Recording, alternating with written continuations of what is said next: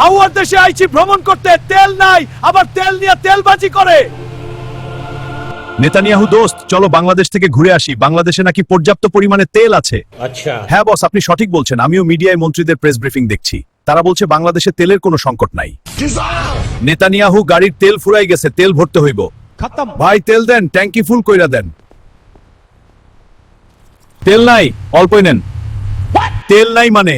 জ্বালানি মন্ত্রী কইলো বাংলাদেশে তেলের কোনো সংকট নাই, আর আপনি কইতাছেন তেল নাই। এসবের মানে কি?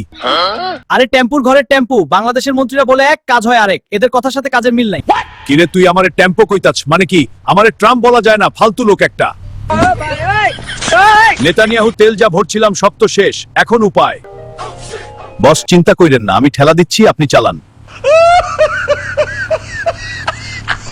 হাওয়ার দেশে আইছি ভ্রমণ করতে, তেল নাই, আবার তেল নিয়ে তেলবাজি করে। মন চাইতাছে মন্ত্রী গো, গুষ্টি মাইরা দেই। হালার পুতেরা শুধু চেতনা বেইচ্চা বেড়ায়।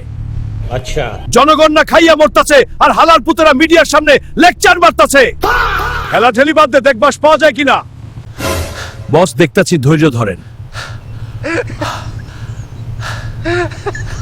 এখন লাঠি দিয়ে রাস্তায় জোরে জোরে কুদাবে।